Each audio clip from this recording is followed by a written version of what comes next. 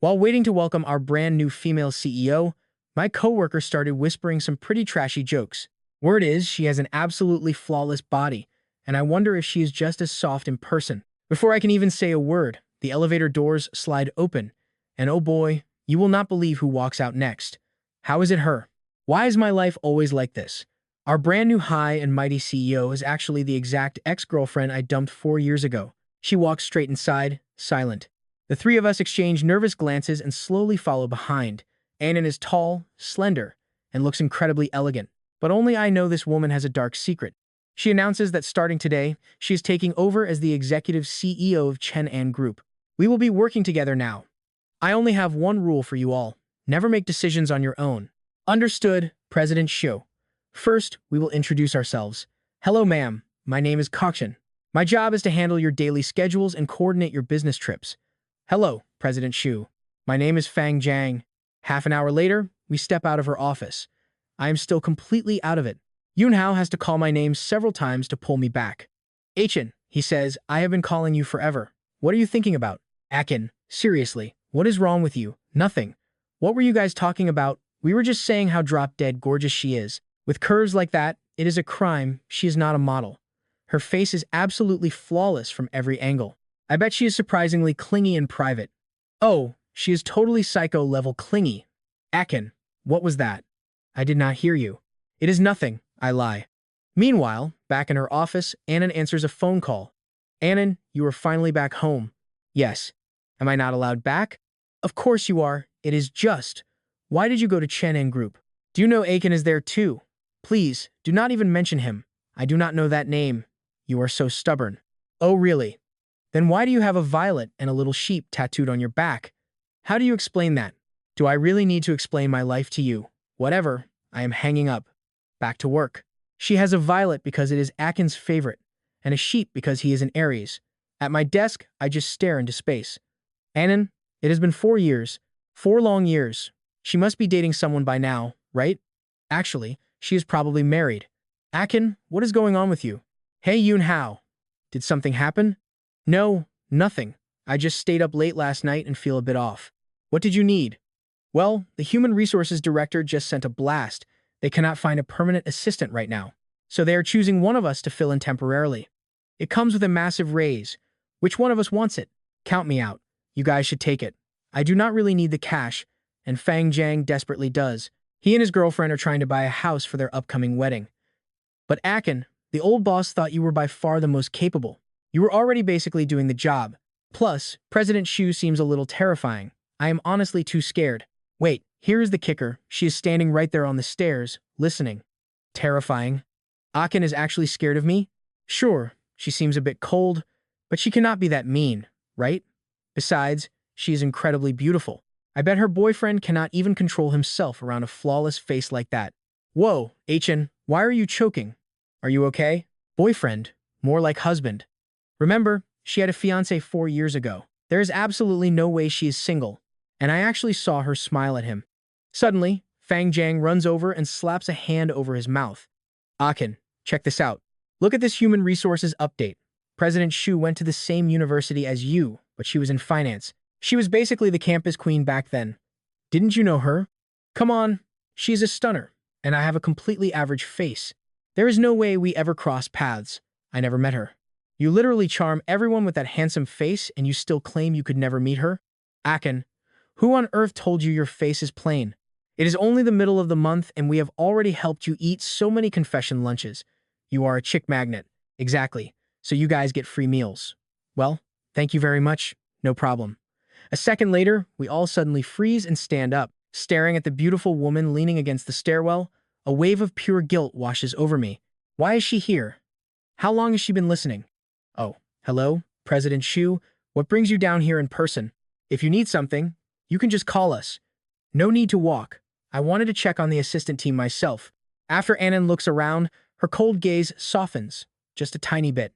Human Resources should have told you. I need an assistant. I have already looked over your resumes and your performance records for the past 2 years. I know exactly who is who. Yunhao, your job is very client-heavy, so hand all your current tasks over to Achen. Except for managing his schedule, you will take over all his other duties. Starting tomorrow, Kiao Chen temporarily becomes the executive assistant. Yahao nodded, and Fang Jiang agreed without any complaints. President Xu, I am not right for this executive assistant role. Junhao worked closer with the last assistant and fits much better. Are you the chief executive officer, or am I? President Xu gave me a cold glare, then walked into the elevator. Absolute psycho. Who cares if she is the chief executive officer? I refuse. Oh God, please save me. Hey, Chen, why do you look like you are heading to the execution block? This new role has amazing benefits and a promotion. Why are you not smiling? Because I am miserable and I do not want to go. Junha. Come on, Junha, help me find a way out of this. She is the big boss, though. What can we even do? Just relax. President Xu cannot be as tough to handle as our previous chief executive officer. You are going up there to enjoy life. An hour later, I headed to her office, fully aware things were impossible between us. Yet, hearing her chilly tones still hurt my heart. I forced a professional smile as I opened the door. You can feel the heavy tension already. Su Anan was sitting right at her desk, typing rapidly with her long, elegant fingers. She did not even look up. But the truth is, she recognized my silhouette the second I stepped outside that glass door. It was a shape she could never forget. President Xu, I have never been an assistant. Honestly, I feel like you might not be happy with this sudden transfer. She cut me off. In what capacity do you think you have the right to feel anything? My forced smile instantly froze. Exactly. What right did I have? She is just my boss now. She told me to submit my resignation if I did not want the job. She acted completely cold. Like total strangers. Resign? Why on earth should I do that? I worked so hard to go from a 6,000 yuan intern salary to 18,000 a month, plus a 60,000 bonus. Why should I quit? President Xu, I have one question. What about my pay? Will my monthly salary change because of this department transfer? She asked what I make now. 18,000, I replied, keeping my perfect employee grin. Her fingers tapped gently on the wood. 18?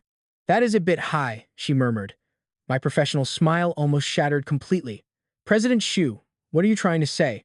Do not forget, all internal transfers require a 1-month probation, meaning your pay is calculated at the lower probationary rate. I finally saw her game.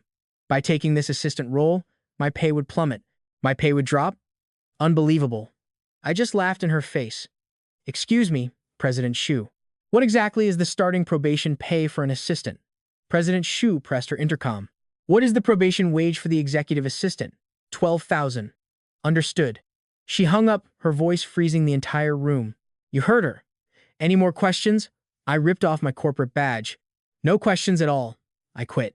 As I spun around to leave, her soft, quiet voice stopped me. If I recall, Kiao Chen, your contract was renewed last year. This executive role deals with our most sensitive, highly confidential company data. You have to give 30 days notice and cooperate fully with legal during the official handover. Otherwise, it is a massive breach of contract, and you must pay the company 24 months of your salary. At your current rate, that is 432,000 yuan, though you have worked hard here for 4 years. Let us round it to 430,000. Just transfer that to our account before you walk out. My employment contract has no penalty clause whatsoever. President Xu, should I bow 90 degrees and thank you for the 2,000 yuan discount? You get it, other employees do not. I understand. She was targeting me out of pure spite. You can feel the malice here as she demands illegal fees from an employee. I will report this blackmail to the labor board. President Xu stood up, completely unbothered. Go right ahead, she shrugged. This industry is tiny, Kiao Chen. I hope you are ready to find a new career. Hold it in, just endure. No, I cannot take this. Su Anan, you are pushing me too far. So what if I am? Beg me. Do that, and I might actually sign your resignation papers. I will never beg. I left my badge right on her desk. I threw open the glass door, stormed straight into the assistant's office next door, and slammed it shut behind me. My anger finally boiled over. 4 years ago, I walked away to let you be happy. What else do you want from me now? Once I finally calmed down, I opened my laptop and typed out a formal resignation letter, emailing it straight to Human Resources. Barely a minute later, Su Anan found out and rejected it. Then, the Human Resources director called me up. Chen, are you actually resigning?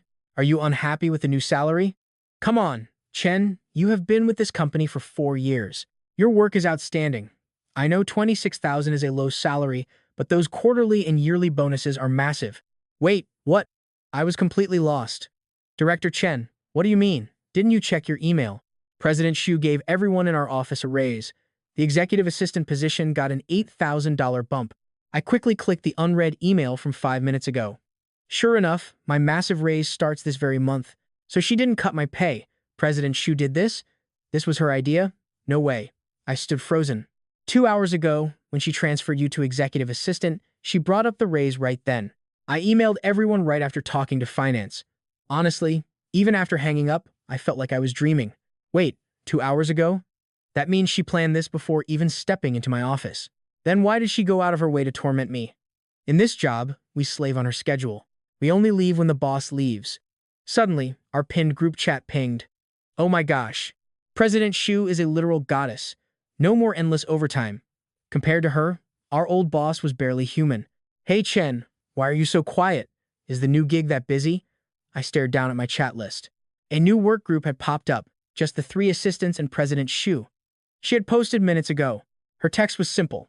Unless there is an absolute emergency, overtime is officially banned. Ya Junhao and Fang Jiang had already replied. I was the lone holdout. I just pretended I was busy. I really didn't want to text her back, especially after I literally just told her I was resigning. There is no way she didn't see my resignation email to human resources. But whatever, I am done caring. I will just do my job as a corporate slave, and she can play boss. Shaking it off, I headed down the back stairs. Yuan stood up the second I walked past her desk, grabbing her phone and car keys. When the elevator doors slid open, we saw President Xu standing inside. The 3 of us froze, completely unsure if we should get in. Are you not taking the elevator? Ya Junhao snapped back to reality, grabbing us both by the arms and dragging us inside. Whoa! Fang Jiang noticed I was looking pretty down. Hey Chen, is everything all right? I could see the genuine worry in her eyes. I just shook my head. It is nothing, just didn't sleep well. Seriously, don't worry about it. Once we stepped outside, Ya Junhao and Fang Jiang started teasing me. You easily pull in 300,000 to 400,000 a year now. Why are you still driving that absolute junker instead of buying a new ride? Ya Junhao playfully dangled his car keys, mentioning there are massive government subsidies for buying a new vehicle right now. Besides, the company covers 20% of the cost. You'd save a fortune. I just smiled, pulling my own keys from my bag. My car runs just fine. Why waste money? Besides, I have other things to save for. Hey, we actually got off early for once. Let's grab dinner. BBQ, hot pot, maybe sushi? No thanks, I replied. I just moved into a new apartment. My dog is still adjusting, so I need to get home early. I didn't mention the pup out loud, though, just in case anyone was listening. Once the place is fully set up, you guys are definitely coming over for some homemade hot pot. President Xu had been standing right behind us. As she watched us head to our vehicles, her driver pulled up in a massive white Rolls-Royce Phantom. She pulled out her phone, dialing her assistant. Find out exactly where Chen's new rental apartment is located. On the other end, Hai Yangun just laughed. I thought you didn't care about him. President Xu stayed completely silent. Understood, President Xu. Give me 10 minutes. And just like that, the chase is on in heavy rush hour traffic. Meanwhile, my tiny electric car was easily weaving through the massive gridlock. Watching this, President Xu's driver began to grumble. Who actually enjoys driving those toy electric cars? Sure, they look okay, but if they catch fire, they burn straight to the frame. President Xu rarely engaged in casual gossip. Wait, are those cars really that unsafe? The driver just laughed. How safe can a cheap toy car really be? You only get airbags if you buy the premium models. Suddenly, she commanded ram into it. Wait, President Xu, what did you just say? I said, crash into it. The driver closed his eyes, hit the gas, and slammed right into my tiny car. President Xu didn't seem fazed by the impact at all. She didn't even flinch. But she did see my car shake violently from the hit. Couldn't you be gentler? What if you actually hurt him? But ma'am, I barely tapped the pedal. I was terrified of going too fast. Still, a massive luxury car rear-ending a tiny electric toy is quite a sight. Every single pedestrian watching nearby instantly started envying the driver of that tiny car. Having just been rear-ended out of nowhere, I was in absolute shock. I sat there, holding the wheel, completely bewildered. Normally, I'm the one accidentally rear-ending other people. I can't believe someone actually ended up hitting me this time. To make things even worse, I glanced at the rearview mirror and saw a shiny Rolls-Royce. Oh my god, they're not going to sue me, are they? I am completely doomed. Is my entire life over? Heaven must want me dead. Panic-stricken, I quickly opened my phone to check my savings. 58,300. That should be enough to cover the damage, right? This is my entire life savings, and I am completely squeezed dry otherwise. Right at that moment, a sudden knock came on my window. I immediately tensed up, my heart pounding wildly. Taking a very deep breath, I rolled down the glass. A pretty average-looking middle-aged man was smiling anxiously at me. He apologized, saying he didn't brake in time and asking me to step out to check the damage. Since he had such a polite attitude, it really wouldn't feel right if I just stayed inside the car. So I unbuckled my belt, followed Old Shoe to the back, and stared at the crumpled front of that Rolls-Royce. My vision went totally black. I could already picture my miserable future unfolding right in front of me. Wait, they wanted to take full responsibility? The driver explained that the wealthy young lady inside actually felt quite bad about it. And get this, they wanted to buy me a new car. Talk about an absolutely wild plot twist. I reached out to touch the scratched paint on my bumper, my heart bleeding as I politely declined their offer. It looked like they got the absolute worst of it, so I said I would handle it myself. Just then, Su Anan stepped out of the vehicle. Old Shu stood up straight, respectfully reporting that I had declined any compensation. Su Anan glared at him, and Old Shu immediately shut his mouth. She turned to me, apologizing for her driver going too fast, and insisted on compensating me for the damage. Old Shu's eyes widened in shock. Didn't you literally tell me to ram him, miss? Why blame me out of nowhere? Is there seriously no justice left? Hearing that familiar voice, I froze completely in place. I gasped in absolute shock, calling her President Su Anan. She gave a distant hum, telling me to buy a new car on the company. I quickly refused, telling her my old car was completely fine and didn't need replacing at all. President Su Anan stayed silent for a moment, then told me to visit her office tomorrow so Achen could buy it. She suggested buying the exact same model. I kept protesting, saying it was just a tiny bit of scratched paint. I insisted my car was still quite practical. Su Anan scoffed, repeating the word practical with disdain. Her reaction completely baffled me since I didn't say anything wrong. But before I could finish speaking, her next move stunned me. What on earth was she doing? I watched in absolute shock as Su Anan got into her car and reversed. Seeing her plan, I threw myself in front of my car, screaming at her to stop right now. I yelled, Su Anan, are you insane? Stop this right now. He actually dared to call the president by her full name. Her window rolled down, and Su Anan poked her head out, commanding Old Shu to drag me away immediately. Old Shu apologized quickly, and then boom. A loud crash echoed as my electric car was flipped completely onto its side. Breaking free from Old Shu, I confronted her, yelling if she was completely sick in the head for destroying my car. Su Anan didn't even bother to glance at her horribly mangled Rolls-Royce. Only Old Shu stood there, his heart bleeding for that limited edition car. Honestly, are rich people always this crazy? She just completely trashed a multi-million-dollar luxury car like it was nothing, then stepped out and walked right up to me. She ordered me to visit her office tomorrow and get my new keys. I completely ignored her words and pulled out my phone to call the insurance company instead. Seeing I wasn't leaving, Su Anan leaned against her wrecked bumper. Looking at her determined posture, it seemed like she was ready to stand her ground forever. Old Shu walked over to Su Anan and cautiously asked if they should also call their insurance company. She scoffed, asking if he really thought she couldn't afford a cheap car. Old Shu looked at the smashed hood she was sitting on. He asked about her own ride while she watched me make my call, and she simply told him to fix it. And if it can't be fixed, just scrap it. Hearing that, Old Shu let out a massive sigh of relief. Thank goodness she didn't scrap it instantly. Since it was peak rush hour, the insurance company took an hour and a half to arrive. Staring at my flipped Wuling and the wrecked Phantom, the agent tremblingly asked Mr. Kiao if she really hit him. He even asked if I flipped it myself, making me snap at him to open his eyes and look at the scene. Crap, just estimate the value of the car right now and make her pay for it. I was absolutely furious. Damn it, Su Anan really lingers around like a ghost. Honestly, nothing good ever happens when I run into her. After sorting out the accident, I remembered to tell the agent to handle the car and have her contact me for any follow-up issues. After talking with the staff, I went back to the car, grabbed my valuables, and started walking up the overpass. Seeing me weave through traffic, Su Anan sighed and followed. I turned around and yelled to stop following me. She snapped back, asking if I owned shares in this road too, and if I was banning her. I just ignored her and walked ahead. Fortunately, after getting off the overpass, my new rental apartment was only 2 traffic lights away. It was quite close, thank goodness, because I had rented a simple, cozy little 1-bedroom apartment. I scored an amazing deal subletting it from a young couple. But before going inside, I inexplicably glanced back. No sign of Su Anan. I let out a massive sigh of relief. But watch this, the moment I turned, she stepped out from the corner. Standing downstairs, Su Anan counted the seconds. Watching the lights turn on, she smiled. The 8th floor. Kiao Chen, do not think you can ever get rid of me. The digital lock clicked open, and a pitiful whimper greeted me. I scooped him up. Lightning, Daddy is finally home. It is all your mom's fault. That bad woman is the reason I got home late. By the way, Lightning is a corgi. I got him when Su Anan and I were dating. During our breakup, I swiped him while she was distracted and brought him home. After a quick shower, I decided to take Lightning downstairs for a walk and grab some dinner too. He must have been cooped up way too long. The second we got downstairs, Lightning bolted. Lightning, slow down. Speechless. How does this brat have so much strength? Am I walking him or is he walking me? As we reached the gate, Su Anan was climbing into her car.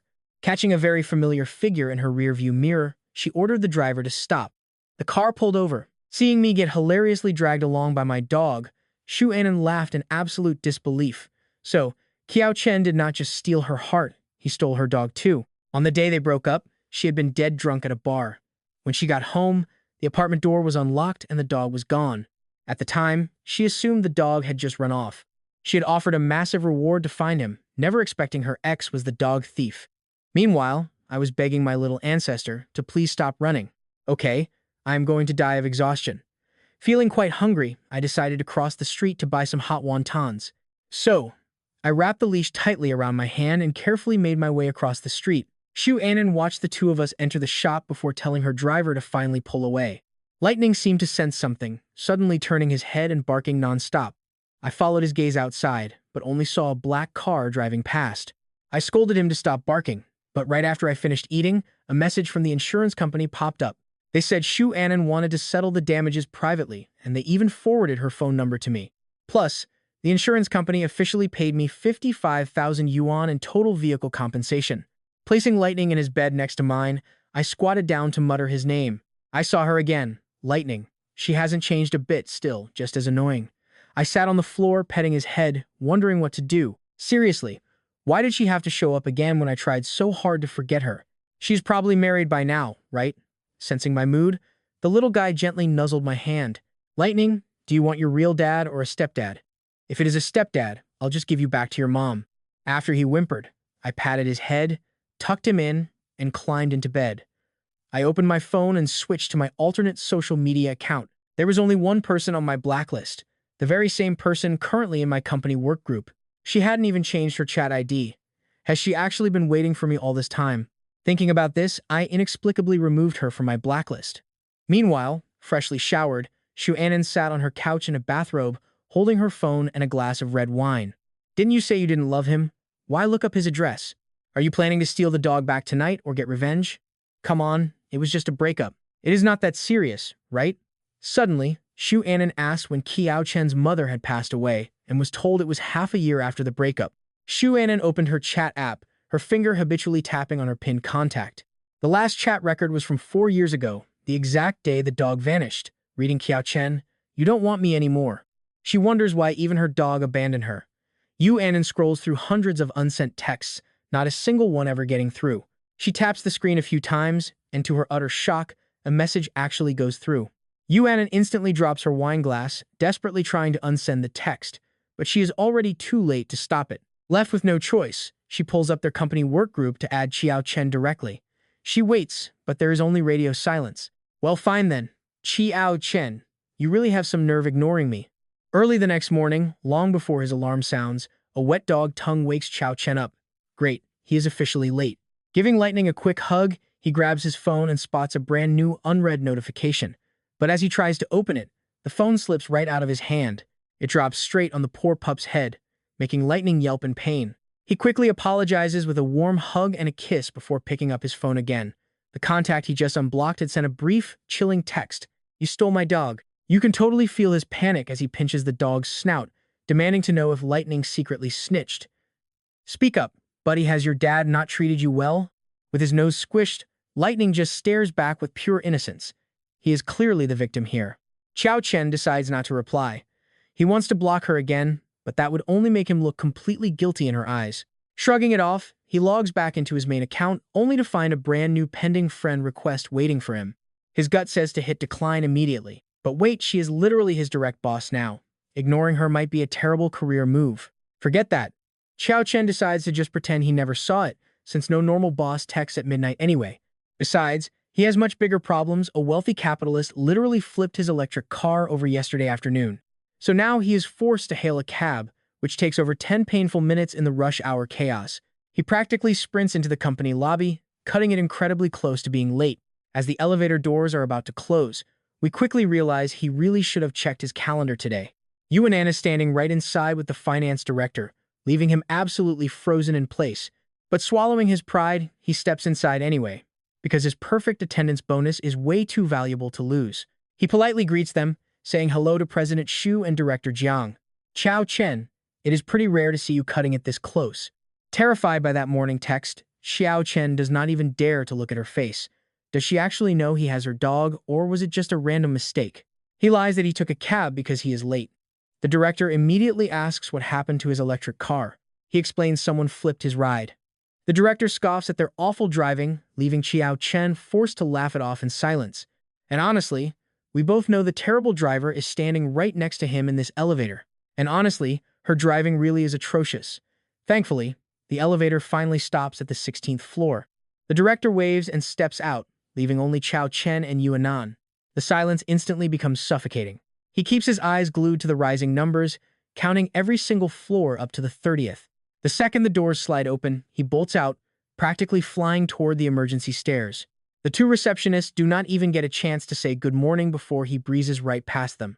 One secretary asks Junha if that was Chao Chen, but before Junha can answer, President Shu sets down her coffee.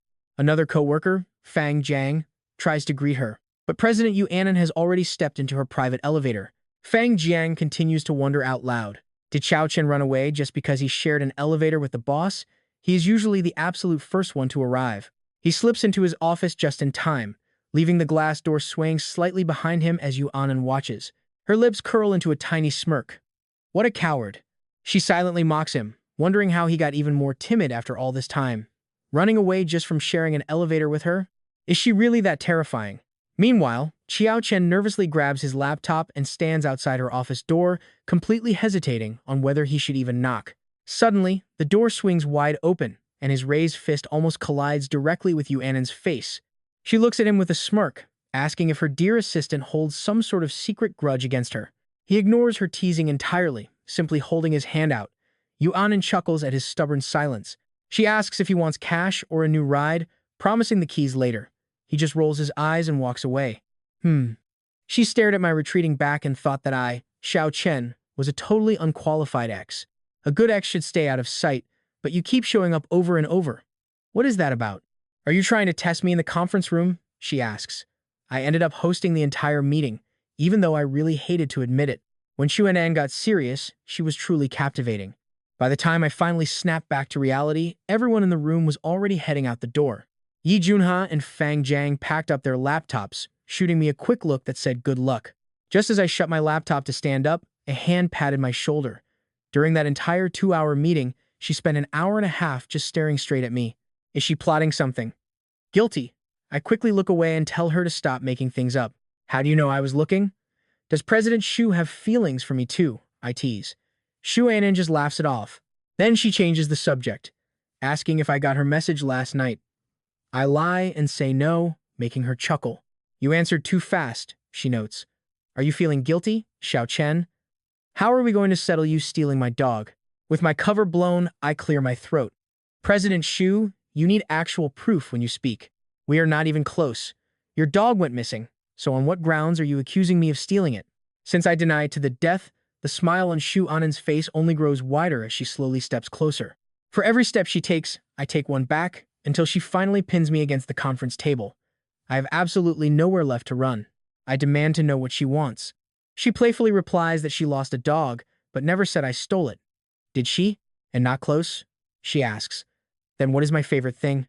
Xiao Chen should know that best, so do not tell me we are not close. President Shu, what your favorite thing is should be for your partner to know, I shot back. I only know what my girlfriend likes best. Now please move, I still have work. She snaps, telling me to say that again. Who do you know best? I tell her she is too young to be hard of hearing already. I know a great doctor at the hospital and can book you an appointment right now. Now, please get out of my way. With that, I swiftly got the hell out of there, leaving her to scoff coldly and head back to her office. Meanwhile, in the CEO's office, Hijao is sprawled on the couch playing games, cursing out her teammates for being absolute idiots. Why are you guys lagging now? What the hell are you so afraid of? I swear, they are a bunch of psychos. Frustrated, Hijao shuts down the game and tosses her phone onto the couch. Looking up, she sees Su Anan walk in with an icy expression, slamming the door shut with a loud bang. Seeing Hijiao's legs resting on the coffee table, Su Anan coldly tells her to move them, making her friend realize she is in deep trouble. She immediately starts gossiping, asking if her little heartbreaker pissed her off again, only for Su Anan to tell her to shut up. I do not care about him at all, Su Anan snaps, which only makes Hijiao burst out laughing. How did you even know who I meant? Just admit it, Anan, you still love him, even though you broke up 4 years ago. You still cannot forget him. Me, love him. Keep dreaming, Hijiao. You have completely lost your mind. Not bothered at all, Hijiao just leans back lazily on the couch and asks if she needs a quick reminder. Not only are you completely single, but you even lost your dog. How incredibly pitiful of you. President Su Anan pauses her pen. She takes out her phone, taps the screen, and calmly announces that she found the dog thief. Hijiao gasps in shock. That is insane. Lightning has been missing for 4 years, and you actually found him? Did you find the dog or the thief? Oh, here comes the payback. Su Anan slowly says she found both, then picks up the office phone. Meanwhile, I was next door organizing her schedule, when suddenly, the intercom on my desk started ringing. Su Anan demands that I make 2 cups of coffee and bring them over. Wait, since when is making coffee part of my job? Is not Fang Jiang usually the one who makes coffee? Why is she asking me? Hearing my objection, Su Anan pauses. If not you, then me? Cut the crap and hurry up, she snaps. Hearing that dangerous tone, I quickly back down and agree. Hijiao almost chokes on her lollipop. She gives Su Anan a quick thumbs up, calling her a total badass. She is amazed that Anan dares to talk to her ex like that, but Anan simply replies that she is his boss. Su Anan then asks why she is still hanging around today. Hijiao pauses, pointing out she ordered 2 cups of coffee. I have been here all day. So do I not deserve a cup before I leave? Is this how you treat your guests? Can I not just drink both cups myself? I love coffee, so what? Hijiao just surrenders, saying fine, fine, fine. I cannot wait. The day President Shu gets put in her place, but honestly, impossible. You will never see it happen. A knock came. I walked in carrying coffee. Seeing Hijiao there, I instantly felt surprised and a little awkward. She saw me, smiled, saying Xiao Chen, long time no see. I simply greeted her back as President He. Hijiao gave me a perfect smile and invited me out, asking if I was free for coffee. I smiled politely and accepted, saying of course, President He. We can make plans after work. Hearing this, she watched our interaction. Her face instantly turned ice cold. Assistant Xiao, do I need to remind you that it is working hours right now? Su Anan's cold, displeased voice rang out sharply across the room. I chuckled quietly. Sure enough, she has not changed one bit. She never allowed me to talk to other women, not without getting furious. I presented her coffee, clearing my throat. As I turned to leave, she scoffed, asking who said I could go. Zhao chuckled at this, saying she would head out. Zhao said she would not interrupt our little catch-up. Once the door closed, Su Anan slowly looked up and asked me Xiao Chen. What exactly are an assistant's responsibilities? Well, obviously, it is to assist the boss in everything. Su Anan nodded. She did not press the issue. Instead, she picked up her coffee and took a sip. The taste? It nearly sent her to the afterlife. She glared, asking if I did it on purpose. I told her that she asked for coffee but never specified the brand. After all, I am only used to drinking cheap instant coffee. You will love this petty move knowing her habits. I purposely placed the cheap instant coffee right on her side. Mess with her? Sure, but never with a client. Su Anan clenched her fist tightly in anger. Silently, she swore. Even if it started raining knives from the sky, she would never believe a single word out of Xiao Chen's mouth again. Joke over. Straight to business. I started reporting her schedule for the day. Su Anan simply grunted in response, pulled a car key out of her pocket, tossed it onto the desk, and told me it was compensation for my car. No need. My cheap ride is not even worth 1 wheel. Besides, insurance already covered all of it. Are you trying to buy me off? Seriously, mother and daughter have the exact same methods. She argued that since she crashed into my car, she had to pay me back with a new one, or I could just take the cash. Trying to change the subject, are we? She then calmly asked why Assistant Xiao had not added her contact info for the company chat group. Before I could answer, she spoke up again in a relaxed, leisurely tone. Accept her request now, Or should she publicly tag me in front of the whole work group? I quickly pulled out my phone and accepted right then and there. Is that acceptable? Su Anan nodded in satisfaction, hummed quietly, and told me to get back to work. I nodded, but after taking only 2 steps, she suddenly called out to me as if she had just remembered something. What now? Why can't Su Anan just say everything all at once? I turned back with a professional smile, asking if she had any other orders. She calmly asked if I only had one phone number. My heart tightened. I quickly nodded. Only then did Su Anan wave her hand impatiently, dismissing me. She was terrified. If Xiaochen stayed any longer, she might hit him. It had been 4 years. Why only her? Still hurting. She refused to accept this, wondering if Xiaochen was prepared after returning. Do not even think about running. After leaving her office, I patted my chest, feeling like I survived a major disaster. I could not help it. Su Anan seemed pretty different today compared to before. Here is the problem. My new place did not even have security cameras set up yet. I quickly hopped online and ordered 2 cameras. Later at lunch, I looked around but did not see Su Anan anywhere in the staff cafeteria. It made sense, honestly. She is the big boss, so why would she eat here? Just then, Fang Jiang spoke up. I think President Shu is actually pretty nice. Our old supervisor, Joe Bali, used to nitpick every tiny detail, unlike President Shu. She just tells it like it is. Honestly, what was it that Joe Bali always used to say to us? If I have to explain every little thing to you, why do I even need a secretary? As we chatted, Yi Junhao asked what happened this morning. Xiao Chen, what happened? Were you chased by a ghost? You were in such a massive rush. Do not ask. My car flipped last night. When they asked if I was hurt, I just shook my head. Yi Junhao and Fang Jiang quickly exchanged a look. Something was definitely fishy here. With their eyes lighting up with gossip, they immediately started grilling me, demanding that I confess if I knew President Shu beforehand. Why else would she crash? I gritted my teeth, telling them she was just a complete psychopath. Yi Junha's eyes went wide. He quickly looked around and put down his chopsticks. Bro, do you have a death wish? We are in the cafeteria. If President Shu hears you, you are dead. Then Fang Jiang, who had been quiet, spoke up. Wait, are you 2 exes? I just nodded. Might as well admit it. Su Anan is the ex-girlfriend you broke up with 4 years ago. I glared at them, telling them to quiet down. Is this really something to be proud of? Then Fang Jiang asked curiously if President Shu compensated me for the car. She did. A whole BMW, of course I took it. Man, they said if they had a gorgeous, rich ex-girlfriend, they would still hook up with her. I lowered my voice, admitting I think she knows I stole her dog. Yi Junha and Fang Jiang simultaneously cupped their fists at me in respect, telling me to take care of myself. I absolutely cannot let that wicked woman find out about the stolen dog. Otherwise, with her terrifying personality, she might call the cops during nap time. Especially since Su Anan's office was right next door. I lay on my desk but could not sleep. I was terrified that if I did, I would dream of her like yesterday. What is wrong with me? Right before getting off work, I got a message from Su Anan telling me to come to her office. I had just shut down my computer. I picked up my phone, swiped it open with a straight face, and mimicked her annoying tone. Come to my office, does she think she is calling a dog? I scoffed disdainfully and walked over to her office next door. She told me to come in. I took a deep breath, pushed the door open, and asked President Shu what she wanted. Su Anan was sitting in front of her computer. She pointed at the sofa, where I saw a few gift bags resting. There was no way she was telling me to sit down and wait on the sofa, right? Given how much Su Anan hates me, I'd be lucky if she didn't make me kneel while she took a 5-minute break. Seeing that I had not moved, Su Anan muted her meeting and told me to pick a suit from the sofa and change. Change? Who else? She snapped, telling me to hurry. I tried to decline, saying my current clothes were perfectly fine. I did not need to change. Su Anan just let out a cold, mocking laugh.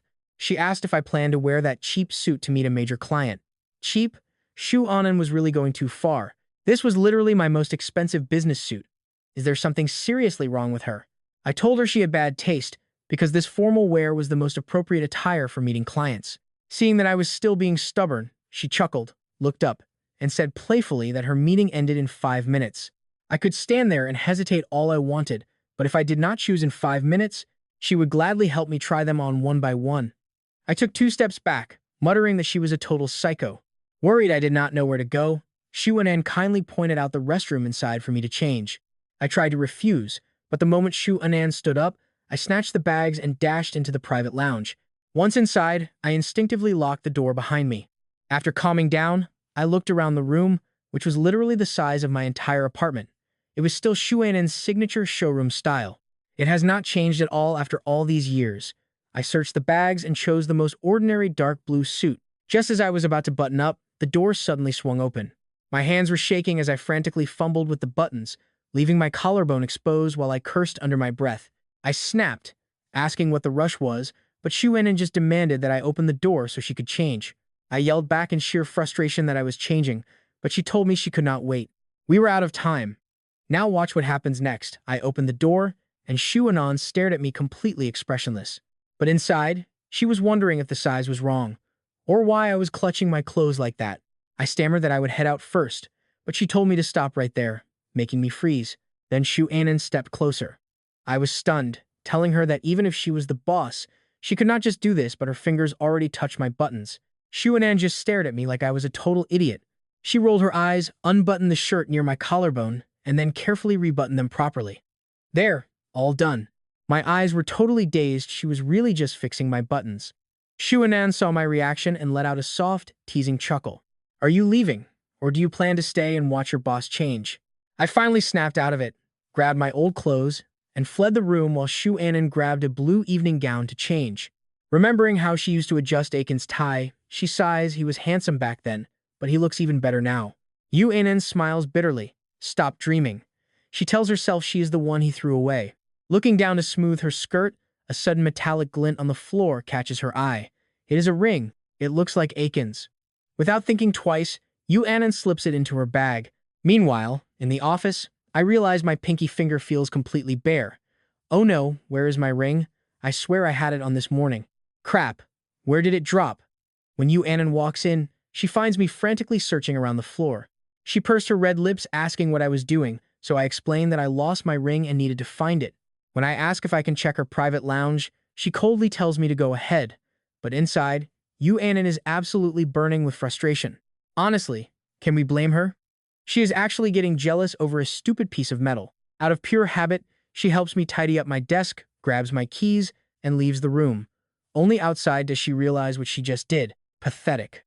Are you actually addicted to taking care of him? It has been years since you broke up. So natural. How? Old habits are indeed truly terrifying. When Su Anan walks back into the office, she finds me with my head down, muttering to myself about how my ring could have just disappeared. I look up and see her holding my keys.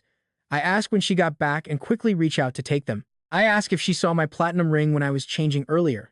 Su Anan just stares at me in complete confusion. She says no and asks if it is expensive. I shake my head, telling her it is not, but the person who gave it to me is incredibly important. She asks who gave it to me. Someone you do not know, I quietly reply. Deep sorrow crosses Su Anan's eyes as she glares at me with pure resentment. That is when I remember our dinner schedule tonight. President Yu, the dinner is starting soon, so we should really get moving. Su Anan nods and walks out. Following her, I silently wonder which one of us is supposed to drive. Am I supposed to drive her car? Or how are we even getting to the venue? Soon, the elevator drops us off in the underground garage. A luxury black Mercedes van is parked right near the elevator. Seeing us approach, the driver quickly opens the rear door, and Su Anan steps right inside. Overdrive. My brain is in pure overdrive now. Where the heck am I supposed to sit? Logically, sitting in the back with the boss makes sense, so we can easily go over work details. No way. I really do not want to sit that close to Su Anan. She asks what I'm spacing out for. She snaps, asking if I need a written invitation. I immediately pull open the front passenger door and climb in. I politely greet the driver, introducing myself as President Yu's new assistant, Achen. The driver nervously glances at Su Anan, unsure if he should even reply. Feeling his eyes, she looks up and tells him to just drive. She snaps at him, asking why he is staring. Realizing he won't get any friendly instructions from Su Anan, the driver smiles at me and introduces himself. Hello, Assistant Achen. I am the company driver, Song. Just call me Song. Confused, I ask if he is really President Yu's driver. Gone? Where did the older driver from yesterday go? Hearing us chat, Su Anan scoffs from the back. She mutters that she had no idea Achen was so talkative, barely speaking to her, yet acting like a total charmer with others. At this rate, she sarcastically mutters from the back seat, maybe I should just drive this commercial van myself and leave the back seat to the two of you. Song explains that the other driver was his uncle, who is off today getting President Yu's regular car repaired. Just filling in. But before we can say more, Su Anan sighs and asks if we are ever leaving. Or do you two want me to drive while you sit back here and gossip all night? Song quickly shuts the doors, apologizing to her. He tells President Yu to please fasten her seatbelt as we start heading out. The commercial van pulls away, and the friendly chatter up front instantly dies down. I close my eyes, trying to retrace my steps and figure out where I dropped that ring. I quickly open the secretary group chat and ask Fang and Jun if they have seen it, but both of them tell me they have no idea, making me feel pretty anxious. Meanwhile, Su Anan has a perfect view of my phone screen from behind. She clears her throat loudly to get my attention. She coldly asks if I always play on my phone while traveling to meet important clients with my previous boss, forcing me to freeze in embarrassment and quickly tuck it away. I apologize, explaining I was just replying to a message and immediately put my phone away. When we finally pull up to the hotel, I turn around and ask President Yu if she wants me to go inside with her. I stared at Song Jia in surprise, but President Shu just shook her head and told me to go grab some food instead. She said to just come back in 2 hours. Once out, I took the chance to swap contacts with Song Jia. Seeing what I was doing, President Shu gave me this pretty annoyed glare, silently complaining about my behavior. She was probably furious that when she messages me, I never reply, yet I am so eager to add other people. It was pretty disheartening for her, so she walked straight into the hotel without even waiting. Inside the private room, there were 6 people from our partner company, and 2 of them brought male companions along. President Shu looked around and apologized for being late, but they quickly waved it off, saying they had just arrived early. Someone shouted to pour President Shu a glass, and the guy next to her stood up to do it, but she raised her hand, stopping him cold, and announced she brought her own helper. Suddenly, everything clicked for me. I grabbed the wine decanter and filled both of our glasses, realizing that if even my boss had to drink, there was no way out. No escape for me, a lowly assistant. Plus, losing my ring already had me in a pretty terrible mood, so wanting some fresh air, I whispered in President Shu's ear that I was heading to the restroom. She just nodded, softly. Just as I grabbed my phone and turned around, this incredibly sleazy voice cut through the air, asking what a pretty lady was doing all alone. He offered to sign the contract if she made him happy. Instantly, the lively room went dead silent. I spun around to see a fat, middle-aged guy staring at President Shu with a disgusting look. It was clearly this guy's first time at a high-end banquet, because he had absolutely no clue he was hitting on the famous President Shu. He probably assumed she was just another low-level assistant, so he brazenly started making his move. Hearing his trash talk, President Shu set down her glass with an almost icy calmness and stared right through him. The entire room completely froze. Shaken by her fierce glare, the man felt a cold chill run down his spine and quickly looked away. Just as she parted her lips to speak, I spoke up instead. I asked her to step outside for a moment to discuss some business, making sure to project my voice as clearly as possible. President Shu turned to look at me in surprise, but a tiny hint of a smile flashed in her eyes. Catching on instantly, she stood up and politely excused herself, though she did throw one last deadly glance at that middle-aged creep. By now, his face was deathly pale. Ruined, cold sweat poured. Slumped in his chair, he knew his life was pretty much over. He had completely offended the powerful President Shu. Meanwhile, as we stepped outside, her chest heaved violently as she tried to contain her rage. Seeing her fingertips literally trembling with anger, I gently patted her back to calm her down, and she did not even pull away. After a long silence, she finally spoke with this deeply suppressed emotion, asking if I had any candy on me. I nodded and pulled a piece out of my pocket, asking what kind she wanted since I only had mints. Warning her that they were not very sweet, she just told me to shut up and hand them over. She quickly unwrapped the candy and popped it in, the sharp, spicy mint flavor exploding across her tongue. Closing her eyes, she took a deep breath to recover her calm, whispering that if this deal was not so critical to the company, and if she did not need to keep a good impression with their partners, she would have blacklisted that creep instantly. But then, a familiar male voice suddenly called out, asking what she was doing there. This new guy walked up to President Shu, and she coldly replied that she was just having a dinner meeting with clients. He asked if she was alone, mentioning he was eating with his godmother, but President Shu just waved him off. She refused, saying it would only ruin everyone's mood, and tried to walk away, but the man called out to stop her. He asked why she had not been home in so long, wondering if she really did not miss her family. I stood off to the side, watching them. Wait, isn't this the exact same guy we saw at the mall 4 years ago? The guy who was looking at wedding dresses with President Shu? He looked pretty familiar, so I quietly took a step back. She snapped back, asking why she should go home if her family hated her, but he pleaded for 4 years. He admitted his godmother was in the wrong, but she cut Shenhen off, asking who gave him the nerve to lecture her. Ignoring his reaction, she just kept walking forward, while I quickly backed away to avoid getting caught in their crossfire. Why are they fighting like this? And why won't she go home? This is seriously weird. On second thought, hanging around out there seemed like a bad idea. I figured it was best to slip back to the private room and just wait for Su Anan. But the moment I reached the door and saw what was happening inside, this wave of pure disgust hit me. So I just leaned against the corridor wall, letting my mind drift back to our past, back to those sweet, simple days I spent with Su Anan. I remembered her dimples, how cute she acted when spoiled.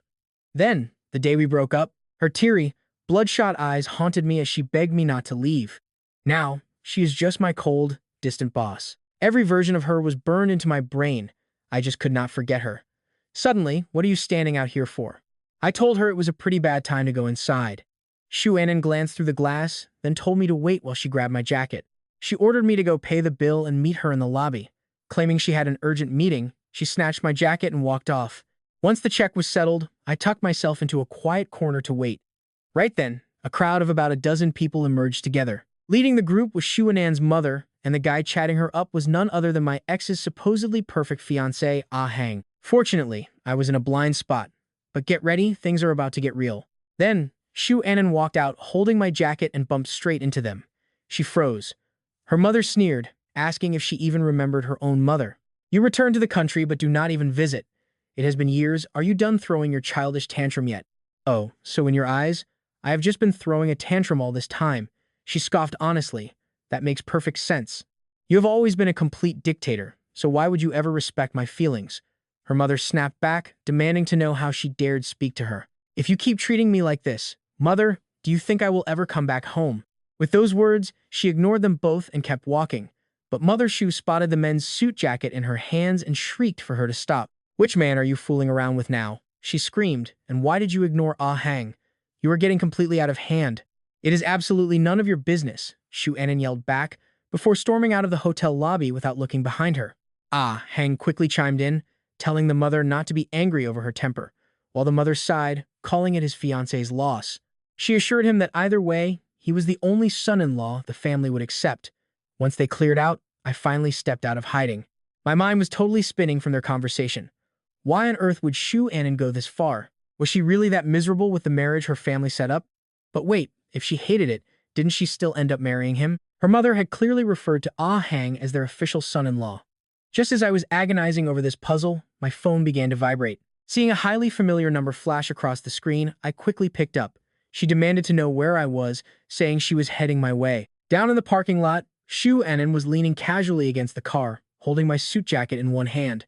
With her head tilted down, her face was completely shadowed. Hearing my footsteps approach, she looked up and sharply asked where I had disappeared to. She scolded me for not waiting in the lobby as told. I quickly made up a lie, claiming I had to take a private phone call. Nodding silently, she slid inside, but when she noticed me standing still, she threw me a weird look, asking if I was getting in. Don't you want to head home? She asked. I quickly got in, and we drove away from the hotel, merging onto the busy highway. Xiao Song asked if we were heading back to headquarters or dropping me off first. She immediately replied to drop me home first. The driver then asked where I lived, calling me Brother Chen. Instantly, Su Anan frowned, demanding to know why he was addressing me like that. Xiao Song panicked a bit under her sharp gaze, nervously asking if we were close or if he had said something wrong. I cut in, giving my address near the office at Shenhui Shajun. Xiao Song quickly nodded, confirming he knew the way. The rest of the ride was completely silent. While she kept her eyes closed, I was desperately trying to remember where I lost my ring. That massive office building is endless. If it did not slip off inside my own room, finding it would be pretty much impossible. Pulling up to my apartment complex, the driver announced our arrival. I hopped out, thanking Xiao Song and bidding a quiet farewell to Su Anan. Thanks, Xiao Song. Boss Shu, I am heading out now. See you tomorrow. Through her cracked window, she watched my retreating figure until I faded into the shadows, only then ordering Xiao Song to start driving. Then she dropped a total curveball, ordering him to quickly find an open apartment on my exact floor and building. Renting or buying does not matter, just make it happen within 2 weeks. Stunned, he asked if she actually wanted to move here. It is pretty close to the office, she snapped, asking if he had an issue. He stammered no, but wondered why that exact floor. He asked if other floors were okay. She scoffed, asking why he had become so gossipy since returning to the country. Just do your job, she ordered. He quickly agreed. Later, inside her massive, lonely villa, Su Anan sat quietly on the sofa. Pulling out the lost ring, She dangled it before her eyes, whispering about how cheap it was and how he could dare offer this. Just looking at it makes me feel absolutely disgusted. If Achen ever found this ring in the trash, he would literally fight me to the death. After heading upstairs to shower, Yu-in came back down for a glass of water. She stared at the trash for a second, then reached in to grab the ring. Meanwhile, the second I stepped through my front door, Lightning pounced right on me. He wagged his tail, spinning around my legs and looking completely pitiful. Exhausted, I hung my jacket by the door, knelt down, and gathered Lightning into my arms, whispering that I was so sorry for coming home late. I quickly checked the food and water bowl I had set out before heading to work this morning. Seeing he had eaten brought some relief. I just sat on the couch in total darkness, holding my dog close. The only glow came from a small motion sensor light I installed. I did that just so Lightning would not be terrified when I got back late. Stroking his fur, the overwhelming bitterness inside me finally spilled over. I just had to pour my heart out to my only friend. Talk about heartbreak. I told him I did not know what to do anymore. I lost Xuan, and now I could not even keep my mother's ring safe. I felt completely useless, but Lightning sensed my pain and gently licked my hand. Trapped in my dark thoughts, I kept stroking his head to calm down, thanking God that he was still by my side. Without him, this brutal loneliness would have broken me. After a quick shower, I made sure to take Lightning downstairs for his walk. I stopped by the convenience store at the gate, telling the cashier I would take a lemon-flavored drink. Right as I pulled out my phone to scan the payment code, I hesitated for a brief second and quietly added a pack of mints to the counter. Leaving the shop, I slid the bottle into my coat and wrapped the leash tight. Suddenly, memories of our dating days came rushing back. Whenever Xuan saw me with one, she would get incredibly curious, but after a tiny sip, her face would sour, calling it absolutely terrible. Watching her dramatic reaction was the cutest thing ever, and I could never resist leaning in to kiss her. I called myself a total creep, shook my head to clear the memory, and sighed. What a waste. It is all just history now. We could never return to those sweet days. Shaking off the sadness, I unclipped the leash from Lightning's collar. Sitting cross-legged on the living room floor, I turned on the television. Her favorite series was playing, but my mind was completely elsewhere. I stroked my dog's head, whispering that maybe I would find him a nice stepmom in the future. Understanding perfectly, the dog gave me 2 sharp barks. Guess he did not like that plan either. My bad, buddy. Honestly, I probably will not fall for anyone else anyway. It is just you and me against the world. Thankfully, Saturday meant a day off. I woke up early to give the entire place a deep clean, then dropped a pin to invite Yunhao and the guys for hot pot. It would be a perfect housewarming party to finally bring some energy into this empty apartment. Telling Lightning to be a good boy and guard the house, I promised to bring back some treats for a special dinner. Walking over to the grocery market in the nearby mall, I could not help but complain. That crazy girl Yuan is out of her mind. Talk about a nightmare scenario. Why on earth did she have to rear-end my car? Now I have to walk everywhere, like a peasant. Whatever. Maybe I should just buy a new car. Clutches in both hands, I carried the heavy groceries and grumbled all the way home. Looking up as I reached my apartment, I saw a woman standing outside. She looked around 30, with a heavy box resting at her feet. I froze in shock. Was that really Ming Yu? What was she doing here? I greeted her warmly, surprised by the rare visit. Asking what brought her by, Ming Yu immediately grabbed some bags from my arms, explaining she had visited our hometown recently. My aunt had asked her to deliver a few packages, and since she had some free time, she decided to stop by. I scanned my fingerprint to unlock the door, welcoming her inside to find slippers in the cabinet while she dragged the box in. Opening the cabinet, she spotted a pair of women's shoes and looked back at me, thoroughly confused about whose they were. She asked to wear them, but I quickly warned her to keep her hands off unless she wanted Lightning to bite. Right on cue, the dog sprinted out of the room. She shrieked, telling Achen to control his beast because it still barked at her. She snapped, asking how many times she had to remind him that she was his cousin, not his actual girlfriend. Unpacking the groceries in the kitchen, I chuckled at Mingyu's endless complaints and called out for Lightning to stand down. She muttered that as a professional fitness coach, she could not believe she was actually terrified of a little house pet. But honestly, you really cannot blame her. 3 years ago, after Uncle Chow passed away, she hugged Achen, and this dog bit her so hard she needed a tetanus shot. She wondered when the dog would realize she was just Achen's cousin.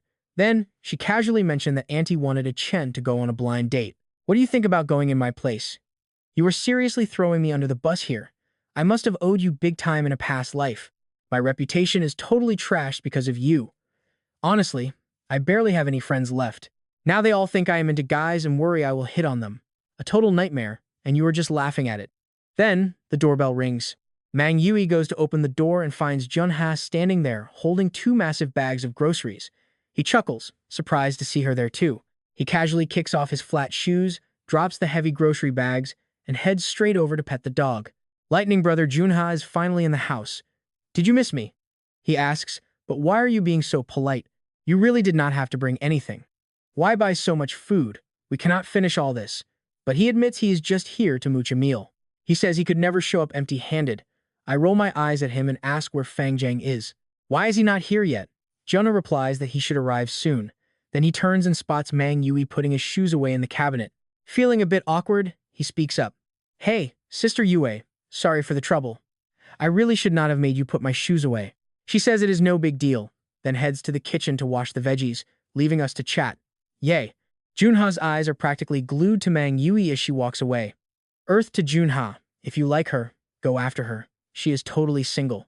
"No way," he says, admitting he is too insecure and terrified of getting rejected. I just stare at him in pure disbelief. "You, insecure." "Junha, please do not make me laugh. Who is the guy constantly spamming me with random nonsense every single day?" Hearing this, Junha's eyes dart around the room, looking incredibly guilty. Not long after, our friend Fang Jiang finally arrives with his girlfriend. "How can you host a housewarming party without cake? They wish me endless happiness and sweetness in my new home. I thank everyone and tell them to grab a seat." Right as we are about to cut the cake, Junha suddenly whips out his phone for a group photo, insisting we capture the moment first. 3, 2, 1. Meanwhile, Xuan just finishes swimming and checks her phone, spotting a screenshot from WeChat Moments sent by her friend Hejiao. Hejiao asks if the dog thief she mentioned is actually her relative, because Achen looks incredibly cozy in this photo. She says it is over because Achen just found his stepmom for her dog. Xuan exits the chat to check my profile. Absolutely nothing. So she checks her secretary's feeds instead, and there it is. The exact same photo Hejiao had just sent her. Xuan immediately makes a call, demanding to know where they got that picture. They tell her it is from Achen's moments. Hejiao mutters in surprise as Xuan hangs up. Xuan is furious. "Achen, you are getting bolder, actually daring to block your boss. Stealing her dog was bad enough, but taking her beloved pet to snap cute photos with another woman, that crosses the line. Just you wait," she thinks. With that, Xuan dials another number. Back at the apartment, Mang Yui finishes, helping me clean up. Oh, you are not going to believe this. The second she opens the door to leave, she freezes seeing the police. Mang Yui asks who they are looking for.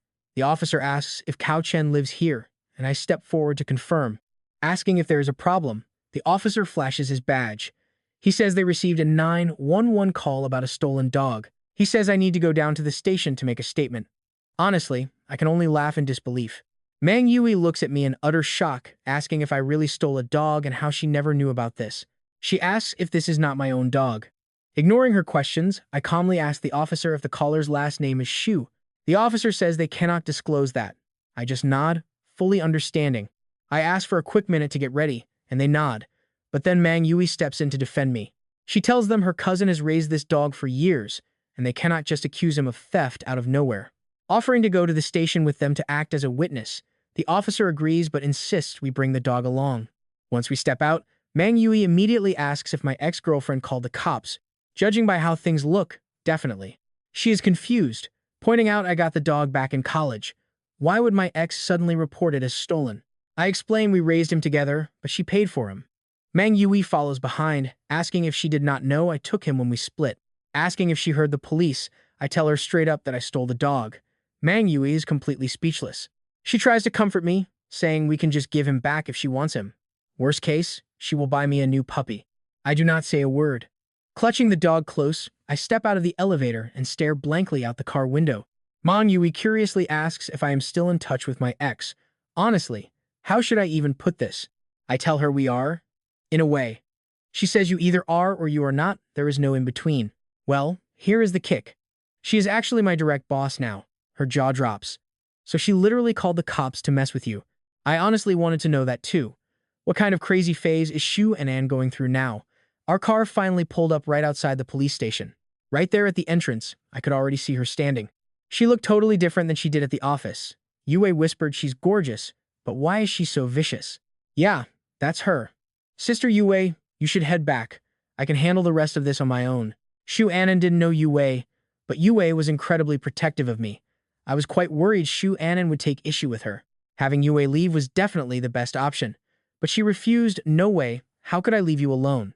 If my parents ever found out, they would never let me hear the end of it. As I got out of the car, the dog in my arms seemed to sense something and just wouldn't stop squirming. I scolded him, feeling a bit annoyed. You haven't even seen her yet and you're already this excited. Lightning, you really are a heartless little brat. You'll go home with your mom soon, and you won't be seeing your daddy anymore. When Yue and I walked up together, Su Anan saw us. She scoffed. Then she marched right inside the building. Inside the station, a lawyer stood next to Su Anan. Before anyone spoke, Yue's phone rang. After she hung up, I told her to go handle her business and that I'd just grab a cab later.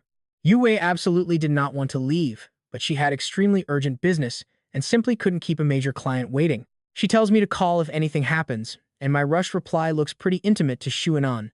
This looks like a massive misunderstanding to her. She is furious seeing Chen let another woman touch him now. She looked heartbroken, but she couldn't do anything about it. Su Anan glanced at her lawyer, who promptly placed a stack of documents before me. Mr. Chow, these are the receipts from when Miss Shu bought the dog 6 years ago, plus the registration papers filed right before he went missing. I gently rubbed the dog's head and asked what proof they actually had that he belonged to them. All dogs of this breed look pretty much identical. Does Boss Shu have any real, specific proof? Lightning has a burn scar on his right front paw pad. You can check for yourselves. The officer sighed, asking to check the dog's right paw. I placed the dog on the table. No need. The dog is hers, but I definitely didn't steal him. Back then, we were still a couple. Even though she bought him, we raised him together, so me taking him home shouldn't count as stealing. Su Anan had absolutely no idea that I had gone back to our old apartment 4 years ago. Back then, she was drowning in post-breakup pain. Plus, since the dog went missing, she was too busy searching for him to ever consider that I might have actually gone back. The officer remained quiet for a moment before speaking up. Mr. Chow, since Miss Shu bought the dog. Under civil law, the dog must be returned to Miss Shu. I silently nodded, and a smug smile crept onto Su Anan's face. She tapped her fingers on the table twice and called out Lightning, "Come here. Come to mommy." And can you believe this? The dog immediately deserts him for her. What a heartless little traitor. I stood up and asked if I was finally cleared to leave, prompting the officer to look over at Su Anan. She just gestured for her lawyer to finish up the paperwork. I didn't even spare the dog another glance. As I turned to leave, Su Anan followed me out while holding the dog. She suddenly reached out to stop me. "Wait, give my things back." I stopped, turned around, and confusedly asked her what things. "Didn't you just want the dog?" "I already gave him back. I didn't take anything else." Su Anan pursed her red lips. "The leash and the charm attached to it, we made those together." "What, you don't want to return them?" "I can't. I'll just mail them to you." "Does it really have to be right this second?" "No need for that trouble. I'll just go with you to get them." Clutching the dog, she walked right past me, and I quietly followed. Once outside, I avoided her car. Instead, I grabbed a cab home.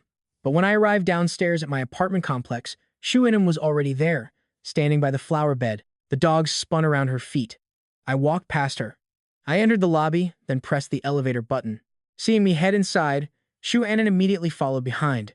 As the elevator went up, neither of us said a word. But at my door, right as I was about to scan my fingerprint, she suddenly spoke up. 4 years ago, when you went back to the apartment. Were you trying to get back together?" I froze.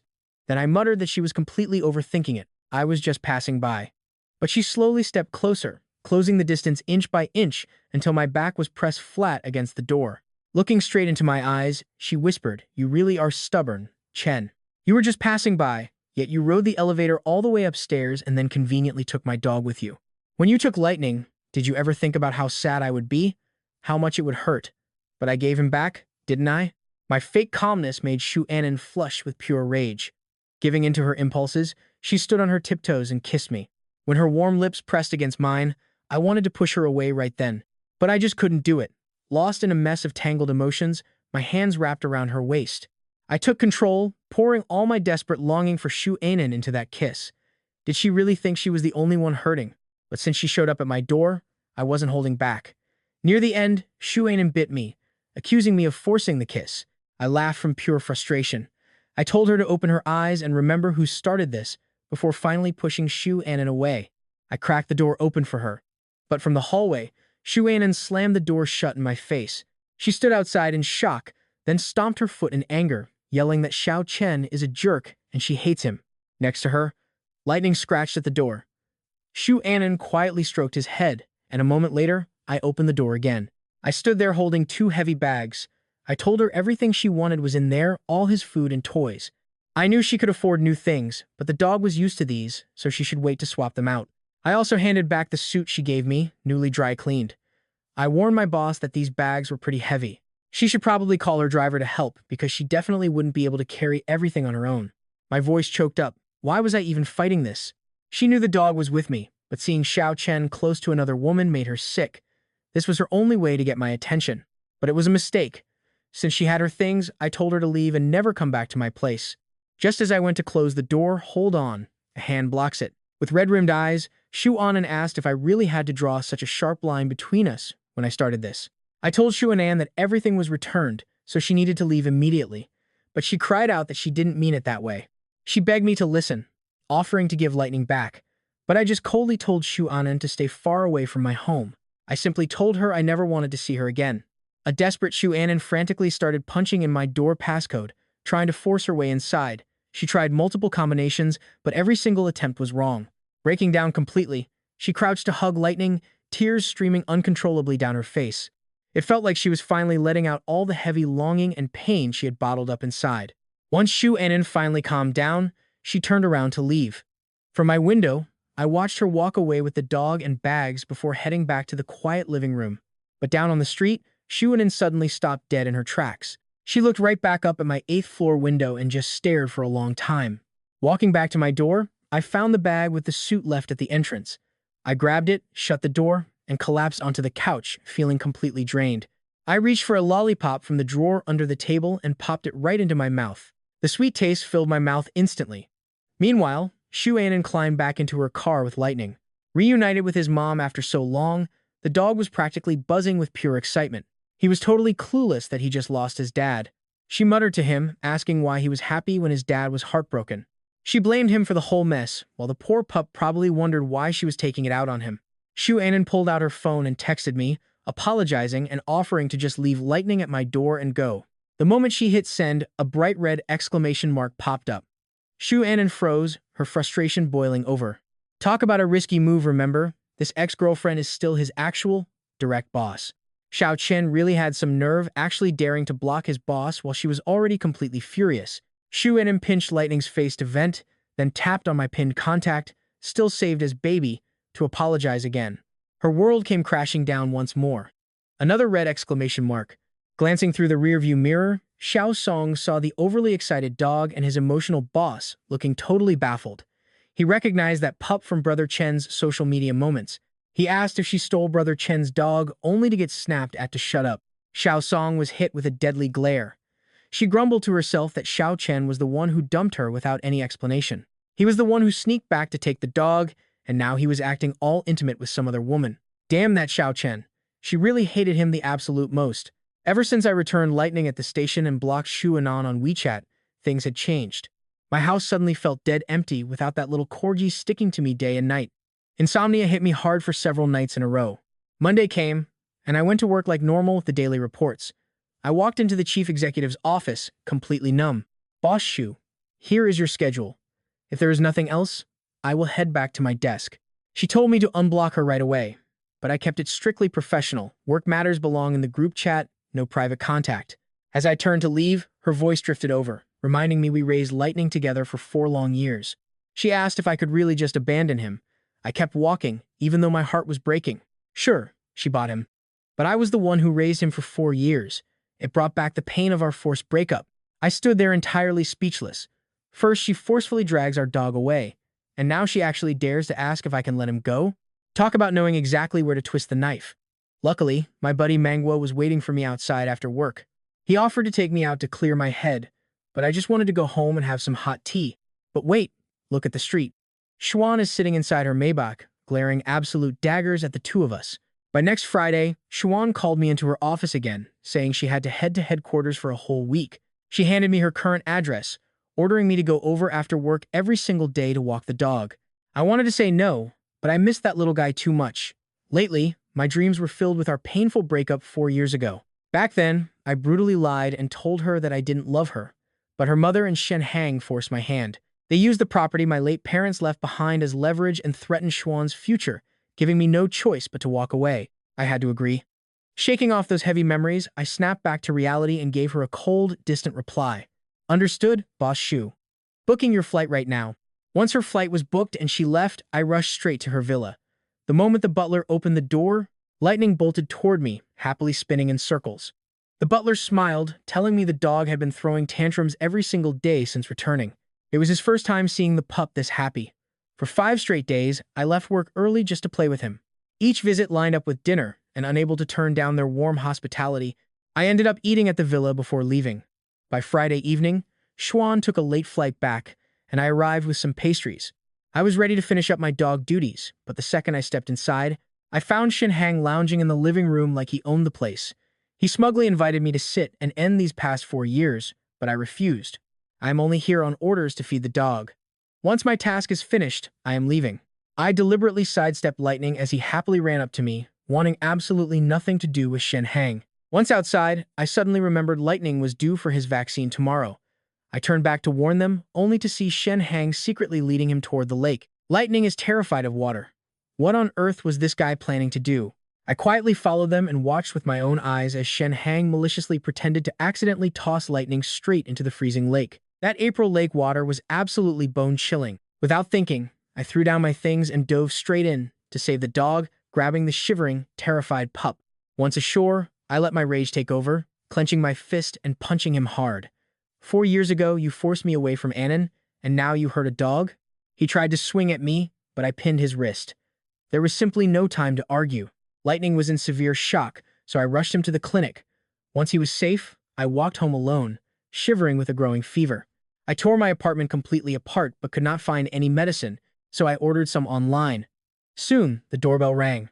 Standing there was Xuan, reaching out to check my burning forehead with absolute fury in her voice. If you were going to jump in, couldn't you just call security? Did you really have to dive in and get sick? Feeling miserable, I was too exhausted to fight back. He is her dog. I saved him, and somehow she is furious at me. What kind of logic is that? She pushed right past me inside. Spotting unworn women's slippers in my shoe cabinet, her gaze froze. She hesitantly asked if I had a girlfriend. I was too tired to explain, so she took my silence as a yes, but seeing how sick I was, she let it go. Instead, she handed me the cold medicine she brought, stubbornly standing there until I swallowed it right in front of her. Sitting down beside me, she quietly admitted she saw the entire incident on the villa security cameras. I could not help but let out a cold laugh, deliberately hitting her right where it hurts.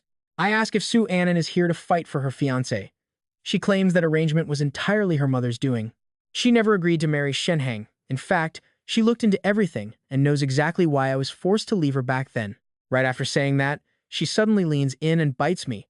Desperate to get away, I immediately call Mangui for help. I pretend I am sick. Hearing my intimate tone with Mangui, Su Anan's face instantly turns completely dark. I stubbornly refuse to look at her. Frustrated, she decides to storm out, only to run straight into Mangui right by the elevator. Mangui doesn't even notice her. She just walks past, muttering about my fever again. She grumbles about my blankets. Hearing how well she knows me, Su Anan is utterly devastated. Back home, Su Anan just sits and drinks completely alone. Her mother calls, still pressuring her to marry Shenhang for the group inheritance, but Su Anan snaps back, reminding her that she already used that inheritance to force our breakup 4 years ago. She warns her mother not to control her marriage now. Plus, she will never forgive Shenhang for hurting her dog. And here is the painful part. I lie on the couch, sleeplessly staring at the raw truth. Spite is not our only barrier now. It is a complete trap. With overbearing elders, a scheming Shenhang, and a messy family background, everything is chaotic. My dog Lightning is still in the hospital, leaving me wondering if Su Anan and I should move closer or stay apart. I have no answers.